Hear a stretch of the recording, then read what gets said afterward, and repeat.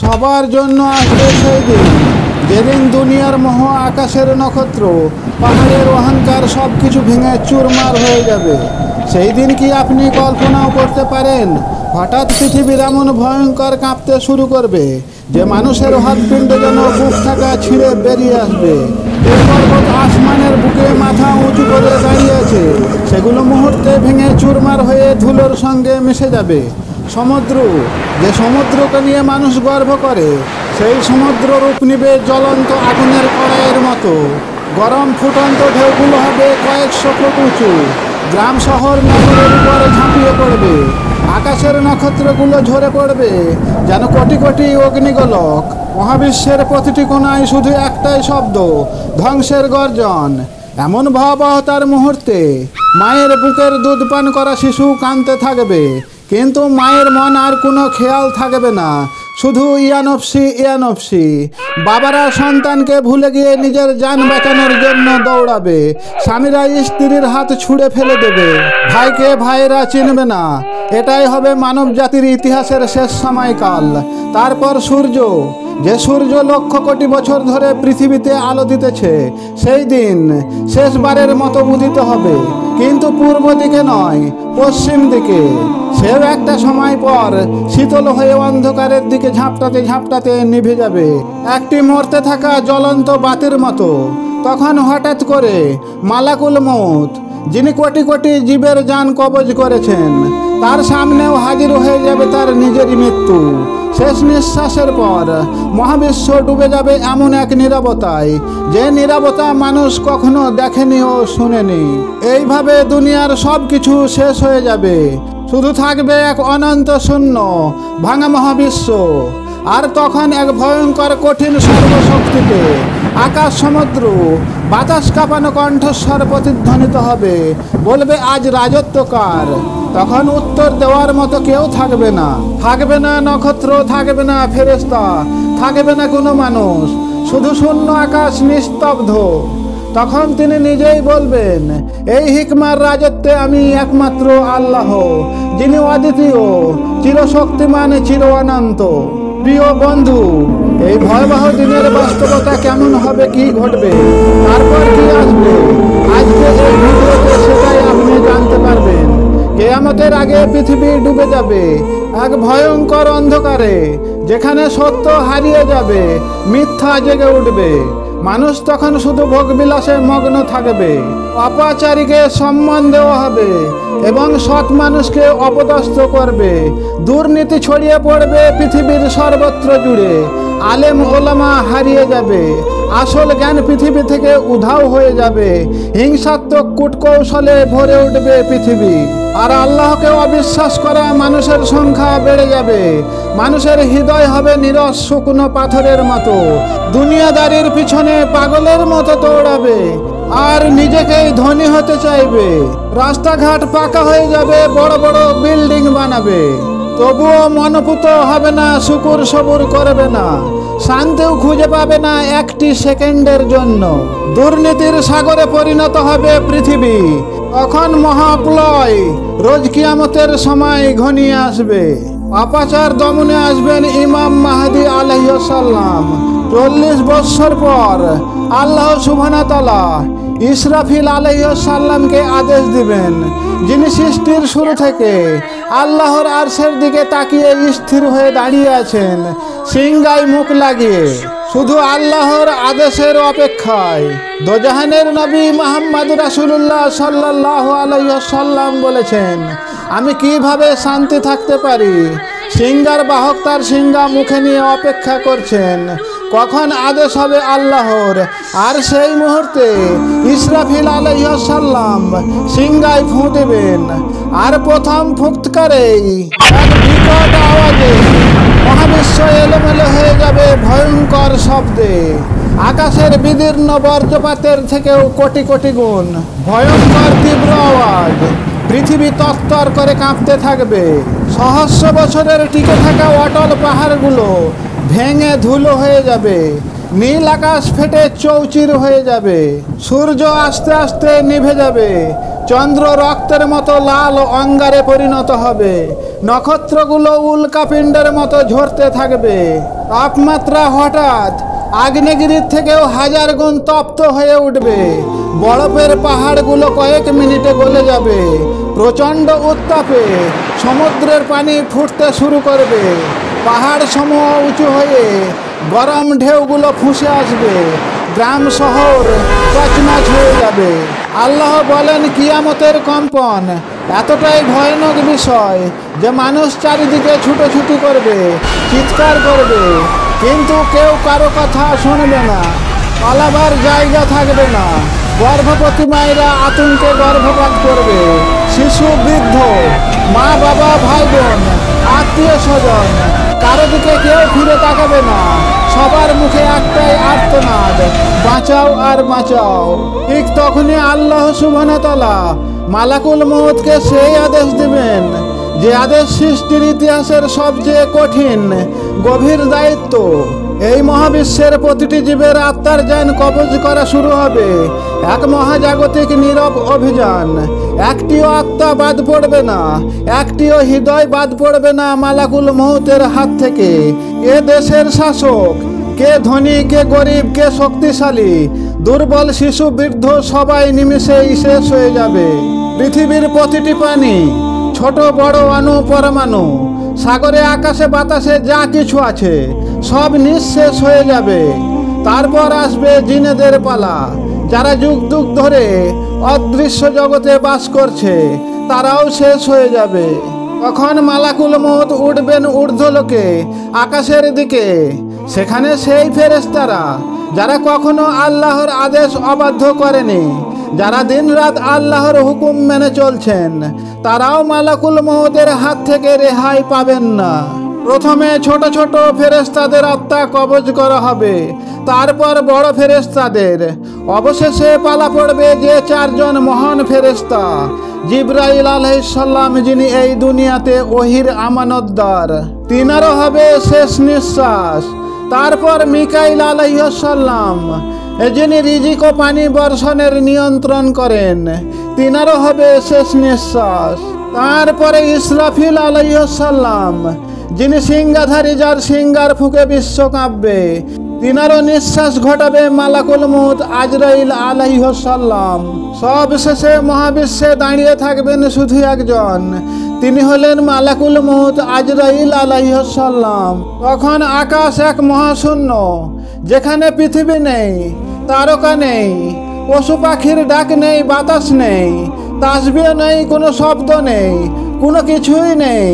এ যেন সৃষ্টির আগের মতো গভীর, অনন্তহীন মহাশূন্য একাকিত্ব। এই শূন্য মহাবিশ্বে মালাকুল মউত কাঁপা কণ্ঠে চিৎকার করে বলবেন, হে বিশ্ব জগতের রব আমার আল্লাহ, আপনি যে আমাকে দায়িত্ব দিয়েছিলেন তা আমি পালন করেছি। এই জগতে আর কেউই বেঁচে নেই। তখন আল্লাহ সুবহানাহু ওয়া তাআলার আদেশ প্রতিধ্বনিত হয়ে ভেসে আসবে, হে মালাকুল মউত, এখন তুমিও তো বেঁচে আছো। তুমি দায়িত্ব পালন করেছো ঠিকই, কিন্তু তোমাকেও মৃত্যুর স্বাদ গ্রহণ করতে হবে, যেমনটা সবাই করেছে। তখন মালাকুল মউত, যিনি কোটি কোটি আত্মা কবজ করেছেন, তিনি নিজের জান কবজ করার সময় কেঁদে কেঁদে বলবেন, হে আমার আল্লাহ, যদি জানতাম জীবের আত্মা কবজ করা এতটা কষ্ট, এতটা বেদনাদায়ক, তবে আমি এই দায়িত্ব কখনোই নিতাম না। এরপর আল্লাহর হুকুমে তিনারও মউত হবে। তখন আর কোনো কিছুই থাকবে না, যেমনটা সৃষ্টির আগে কিছুই ছিল না। পৃথিবী আবারও সেই মহাশূন্য অবস্থায় ফিরে যাবে। নিঃশব্দ মহাবিশ্বে দাঁড়িয়ে থাকবেন একমাত্র আল্লাহ, এক অদ্বিতীয়, চির অনন্ত। তখন এই মহাসৃষ্টি শূন্যতার মধ্যেই আল্লাহ ঘোষণা দেবেন এক বজ্রনিদানী কণ্ঠে, যা অস্তিত্বহীন মহাবিশ্বকে কাঁপিয়ে তুলবেন। বলবেন, আজ রাজত্ব কার, বলো আজ রাজত্ব কার। কিন্তু কোনো জবাব আসবে না। কেউ বেঁচে নেই, কেউ শুনবে না, কেউই বলবে না।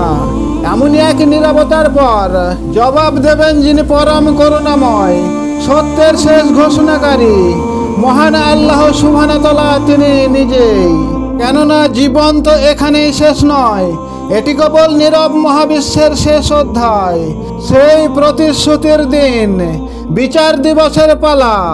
কোনো পালাবার জায়গা থাকবে না, কোনো মাপ নেই, কোনো প্রভাব খাটবে না, থাকবে না কোনো সম্মান, বাঁচাবে না কোনো শ্রেষ্ঠ ধন। শুধু অপেক্ষা করবে নিজের নিজের কর্মের প্রতিদান। হাজার হাজার বছর পর মহান করুণাময় আল্লাহর আদেশে ইসরাফিল আলাইহিস সালাম আবারও জীবিত হবেন। যে সিংহার প্রথম ফুঁকেই মহাবিশ্ব ধ্বংস অবধারিত, আবারও সেই সিংহার আওয়াজে জীবনের পুনরুত্থান ঘটবে। আল্লাহ বলবেন, হে ইসরাফিল, সিংহায় দ্বিতীয়বার ফুঁক দাও। সঙ্গে সঙ্গে ইসরাফিল আলাইহিস সালাম সিংহা মুখে লাগাবেন, আর এক বজ্র শব্দের চেয়ে ভয়ঙ্কর গর্জনে এত করে ফুঁ দেবেন যে শব্দে কঠিন আওয়াজে মৃত্যুর অন্ধকার ভেদ করে জীবনের আত্মা পুনর্বার ফিরে আসবে। সেই মুহূর্তে পৃথিবীর বুকে শুরু হবে সর্বশ্রেষ্ঠ দৃশ্য, পুনরুত্থান, হাসরের ময়দান। মাটি ফেটে কবরগুলি খুলে যাবে। যার যেখানে মাটিতে মিশে যাওয়া হাড়ের কণাগুলো আবারও জোড়া লেগে যাবে, শুকনো অস্থিতে মাংস দিয়ে পুনর্গঠিত হয়ে যাবে। আর যে যার জীবনের আত্মাগুলো ঝড়ের গতিতে নিজের দেহে প্রবেশ করবে। আদম আলাইহিস সালাম থেকে পৃথিবীর সর্বশেষ মানব জাতি পর্যন্ত যত মৃত মানুষ আবারও জীবনের প্রথম নিঃশ্বাস নেবে। ঠিক তখনই কুরআনের বর্ণনা বাস্তব সত্য হয়ে উঠবে। আর দুনিয়ার যত অবিশ্বাসীরা আতঙ্কে চিৎকার করে রবের দিকে ছুটতে থাকবে। এটাই হবে আল্লাহর ওয়াদা আর রাসূল সাল্লাল্লাহু আলাইহি সাল্লামের চির সত্যবাণী। এটাই সেই দিন, হাসরের ময়দান, যেদিন থেকে আর কোনো মৃত্যু নয়, সবাই চিরকালের জন্য রহিত। সেই দিনটা হবে সত্য মিথ্যা অহংকার, ক্ষমা, জান্নাত, জাহান্নাম, সব কিছু হিসাবের জন্য। 50,000 বছরের সমান দীর্ঘায়ু হবে সেই হাসরের ময়দান, যা আল্লাহর অকৃতকর্মকারীদের জন্য জাহান্নামের আগুনের চেয়েও কঠিন হয়ে দাঁড়াবে। সূর্যকে আল্লাহ এত কাছে নামিয়ে আনবেন যেন তা মাথার উপরে ঝুলবে শুধু কয়েক গজ দূরে। তার তাপ এত তীব্র হবে যে মানুষের ব্যথা আর চরম যন্ত্রণায় চিৎকার করে উঠবে, বলতে থাকবে, হে আমাদের রব, যদি আমাদেরকে শেষ পর্যন্ত জাহান্নামে যেতে হয় তাহলে তা দিয়েই দাও, কিন্তু এই জায়গা থেকে আমাদের পরিত্রাণ করুন, এই অপেক্ষা থেকে আমাদেরকে মুক্তি করুন। দিনটি এত দীর্ঘ হবে, এত কঠিন হবে। ওই সময়ের মাঝে আসমান এলোমেলো চলবে। ভয়ঙ্কর গর্জনে 7 আসমান একটির উপরে আরেকটি আছড়ে পড়বে। মাটি তপ্ত হয়ে এমন কম্পন সৃষ্টি হবে যা মানব জাতির কল্পনার বাইরে, যা আগে কখনো দেখেনি ও শুনেনি। ফেরেশতারা সারিবদ্ধভাবে আল্লাহর হুকুমে জাহান্নামকে তুলে আনবে, যার প্রতিটি শিকল 70,000 ফেরেশতা ধরে টানবে। জাহান্নামের আগুন এত গর্জন করবে যে ফেরেশতারা পর্যন্ত কাঁপতে থাকবে। আগুনের শিখায় এমনভাবে লাফাবে যে 7 আসমান পর্যন্ত ছুঁতে চায়। মানুষ ভয়ে স্তব্ধ হয়ে যাবে, পাগলের মতো দৌড়াতে থাকবে, কিন্তু কোথাও পালাবার পথ থাকবে না। দোজাহানের নবী মুহাম্মদুর রাসূলুল্লাহ সাল্লাল্লাহু আলাইহি সাল্লাম বলেছেন, মানুষকে হাসরের ময়দানে খালি গায়ে খালি পায়ে উলঙ্গ অবস্থায় সমবেত করা হবে। মুমিনদের জন্য দিনটি সংক্ষিপ্ত হবে, যেন ফজরের 2 রাকাত নামাজের সমান। তবুও মুমিন বান্দারা কাঁদতে থাকবে, চোখের জল শুকিয়ে যাবে। এত ভয়, এত উদ্বেগ, এত তৃষ্ণা, মানুষের গায়ের ঘাম জমে এমন গভীর হ্রদ তৈরি হবে, তাতে মানুষের কোমর পর্যন্ত ডুবে যাবে, কারো বুক পর্যন্ত, কারো আবার মুখ পর্যন্ত ডুবতে থাকবে। এই দৃশ্য দেখে মায়ার নবী, প্রাণের নবী মুহাম্মদ রাসূলুল্লাহ সাল্লাল্লাহু আলাইহি সাল্লাম, মানব জাতির একমাত্র আশা, নবীজির সাফায়াত। হাসরের ময়দানে তপ্ত দাহতে সবাই অপেক্ষা করবে, কেঁদে কেঁদে বলবে, হে আমাদের আল্লাহ, হিসাব শুরু করুন, আমরা আর সহ্য করতে পারছি না। তখন দোজাহানের নবী আল্লাহর প্রিয় হাবিব এগিয়ে আসবেন এবং সমস্ত বান্দার জন্য সিজদায় পড়ে যাবেন, ইয়া উম্মতি ইয়া উম্মতি। আল্লাহকে এমনভাবে ডাকতে থাকবেন যে ডাকা, যে প্রশংসা তিনি আগে কখনো বলেননি। তখন আল্লাহর পক্ষ থেকে আসবে সেই ঘোষণা। আল্লাহ বলবেন, হে মুহাম্মদ তুমি মাথা তোলো, হে প্রিয় হাবিব তুমি মাথা তোলো, তোমার সব চাওয়া পাওয়া দেওয়া হবে আর তোমার সাফায়াত কবুল করা হলো। তখন দয়ের নবী মাথা তুলবেন আর আল্লাহর আদেশে শুরু হয়ে যাবে আমল নামা দিয়ে মিজান, কর্মের বিচার, পাপ ও নেকি ওজনের পাল্লা। আল্লাহর আদেশে আকাশে এক গর্জন শোনা যাবে, মানুষের দৃষ্টি তখন উপর দিকে উঠবে। তখন সবাই দেখতে পাবে অগণিত আমল নামা আকাশে ঘূর্ণির ঝড়ের মতো উড়ে আসছে। প্রতিটি আমল নামা এক একজন মানুষের দিকে ধাবিত হবে। কিন্তু কি আশ্চর্যভাবে যে আমল নামা যার, ঠিক তারই হাতে নেমে আসবে, একটুকুও কোনো ভুল হবে না। তাতে কেউ আনন্দে কেঁপে উঠবে। তাদের আমল নামা ডান হাতে পড়বে। তারা হাসতে হাসতে বলবে, এই দেখো, এই আমাদের কিতাব। আমি জানতাম একদিন আমার হিসাব দিতে হবে। আর যাদের আমল নামা বাম হাতে পড়বে তারা লজ্জা, অপমান, ধ্বংসের চিহ্ন। তারা আর্তনাদ করে কাঁদবে, হায় আফসোস, হায় আফসোস। আর সামনে দণ্ডায়মান করা হবে আগুনের পোশাক পরা নারীদেরকে, যারা জীবনের সৌন্দর্য প্রদর্শন করেছিল, সমাজের অশান্তি কলঙ্ক ছড়িয়েছিল। আর মুখ দিয়ে রক্ত প্রবাহিত হবে এমন পুরুষরা যারা সুদ খেয়েছিল এবং মানুষের হক মেরে খেত। আর যারা অহংকারীদের দলভুক্ত ছিল তাদের আগুনের শৃঙ্খল পড়িয়ে পায়ের নিচে ফেলা হবে।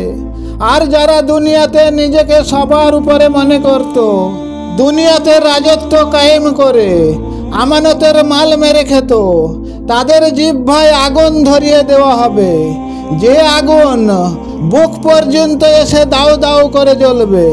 তাদের সামনে আল্লাহ ঘোষণা করবেন, তোমরা ভেবেছিলে আমি তোমাদেরকে খেলনা সৃষ্টি করেছি আর তোমাদেরকে আমার কাছে কখনোই ফিরে আসতে হবে না।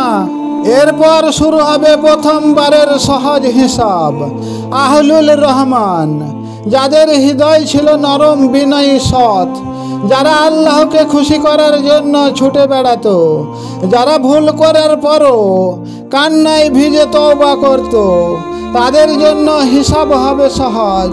তাদের আমল নামার ওজন করা হবে। ছোটোখাটো ভুলগুলো আল্লাহ নিজেই মুছে দেবেন। তারা ডান দিকে দাঁড়াবে, মুখে আলো চমকাবে, অন্তরে শান্তি পাবে। এরপর দ্বিতীয়বারে কঠিন বিচার হবে। আহলুল আজাব, তাদের অবস্থা হবে ভয়াবহ। প্রতিটি কাজ, প্রতিটি পাপ, প্রতিটি গোপন কথা, প্রতিটি মিথ্যা আমল নামায় সব খুলে দেখানো হবে। তারা বাম দিকে দাঁড়িয়ে কাঁপতে থাকবে। কিন্তু আল্লাহর বিশেষ রহমত যাদের নেক আমল পাপের চেয়ে ভারী হবে, তাদের ছোটোখাটো ভুল আল্লাহ নিজেই ঢেকে দেবেন। কেউ জানবে না, কেউ দেখবে না। কিন্তু পুরোপুরি পাপিষ্ঠদের পাপাচার সমস্ত মানুষের সামনে প্রকাশ করা হবে। তাদের মুখ অন্ধকার, তাদের হৃদয় চিরে বুকে আগুন ধরিয়ে দেওয়া হবে। তৃতীয়বারে এক শ্রেণীর সৌভাগ্যবান মানুষ, তারা হিসাব ছাড়াই সরাসরি জান্নাতে প্রবেশ করবে। তারা হলেন সেই মানুষ যারা দুনিয়ার কষ্টে ধৈর্য ধরেছিল, নিজের ভাগ্যের অভিযোগ করেনি, আল্লাহকে ভয় পেত, আল্লাহর উপর সম্পূর্ণ ভরসা রাখত। বলুন, হে আল্লাহ, আমাদেরকে যেন তাদের অন্তর্ভুক্ত করিও হে মাবুদ। সব শেষে পুলসিরাত, চূড়ান্ত পরিণতি, জাহান্নামের উপরে ফাইসালার পরাপাত। শুরু হবে সেই কঠিন ভয়ঙ্কর ধাপ, যা শুনে ফেরেশতাদেরও কাঁপুনি ধরবে, যার নাম পুলসিরাত। জাহান্নামের উপরে টাঙানো হবে এক ভয়ঙ্কর সেতু, যা চুলের চেয়েও সরু, তার বাড়ির চেয়েও ধারালো। এর নিচে জাহান্নামের জ্বলন্ত আগুন, আগুনের তীব্র তপ্ত উপরে উপছে উঠবে। অতল গভীর থেকে ভেসে আসবে পড়ে যাওয়া মানুষের আর্তনাদ, এ চিৎকার, কান্না আর অনুশোচনা, এমন শব্দ যা অভিঘাতে যেন পর্বত পর্যন্ত ভেঙে পড়বে। এই পুলসিরাতে প্রত্যেককেই চড়তে হবে, কেউ রেহাই পাবে না। নবী, ফেরেশতা, মুমিন, কাফের প্রত্যেককেই পার হতে হবে ধারালো পুলসিরাত। সুবহানাল্লাহ। এখানেই দুনিয়ার প্রকৃত আমলের রূপ দেখানো হবে। কেউ বিদ্যুতের গতিতে পার হয়ে যাবে, যেন ছুতে না ছুতেই ওপারে পৌঁছে গেছে। কেউ ঝড়ের গতিতে দ্রুত পেরিয়ে যাবে, তাদের মুখ হবে আলো উজ্জ্বল। কেউ দ্রুত দৌড়াবে, কিন্তু ভয়ে বারবার পিছনের দিকে তাকাবে। কেউ হামাগুড়ি দিয়ে যাবার চেষ্টা করবে, 3 ধাপ এগিয়ে যাওয়ার পর ধূপ করে পিছলে পড়ে যাবে জ্বলন্ত আগুনে। কারো পা পুলসিরাতে ধারালো প্রান্তে কেটে 2 ভাগে বিভক্ত হয়ে পড়ে যাবে জ্বলন্ত আগুনে। আর আল্লাহর নেক বান্দারা তারা কিছুই বুঝতে পারবে না, নিরাপদে দৌড়ে ওপার হয়ে যাবে। যারা নিচে পড়ে যাবে, সেখানে জ্বলন্ত জাহান্নাম প্রস্তুত। আগুন, ক্ষুধা, পিপাসা, অন্ধকার, আযাব আর অনুশোচনায় গিলে খাবে, যা দুনিয়ার সবচেয়ে ভয়ঙ্কর ঘটনার থেকেও বহুগুণ কঠিন। এখন প্রশ্ন হলো, আমরা কি প্রস্তুত আছি? হে আমার মুমিন ভাই ও বোনেরা, আজ আমরা কি কোনো পাপের জন্য আল্লাহর কাছে কাঁদাকাটা করে চোখের পানি ফেলছি? কি গোপনে কোনো গরিবকে সাহায্য করছি? আমি ভুল করেছি বলে আল্লাহর কাছে ক্ষমা প্রার্থনা করছি? কি দুনিয়ার লোভ থেকে নিজেকে বাঁচিয়ে নিচ্ছি? আসুন আমরা সেই দিনকে মনে রেখে আল্লাহর কাছে ক্ষমা প্রার্থনা চাই। আর এই ভিডিওটি ভাই বোনেদের জানার জন্য শেয়ার করুন। আমাদের প্রিয় নবী সাল্লাল্লাহু আলাইহি ওয়াসাল্লাম বলেছেন, যে ব্যক্তি ভালো কাজ মানুষকে জানিয়ে দেয়, তার জন্য পাহাড় সমান নেকি আছে। আপনার শেয়ার করার মাধ্যমে একজন মানুষ যদি একটুকু উপদেশ গ্রহণ করে, ইনশাআল্লাহ সমস্ত সব আপনার আমল নামায় লেখা হবে। আল্লাহ বলেন, নিশ্চয় এতে উপদেশ রয়েছে যে ব্যক্তির জন্য হৃদয় আছে, যে মনোযোগ দিয়ে শুনে এবং সচেতন থাকে। হে আল্লাহ, আপনি আমাদেরকে সেই বান্দাদের সাথে অন্তর্ভুক্ত করুন যারা হিসাব ছাড়াই জান্নাতে প্রবেশ করবেন। আমাদেরকে জাহান্নামের আগুন থেকে রক্ষা করুন। জীবন মৃত্যুর পরীক্ষা সহজ করে দিন। নতুন হলে চ্যানেলটি সাবস্ক্রাইব করে নিন। আল্লাহর নবী সাহাবাদের এমনই হৃদয় বেদরক ঘটনা স্ক্রিনে দেওয়া আছে, ক্লিক করে দেখে নিন। আল্লাহু আমিন, আল্লাহু আমিন।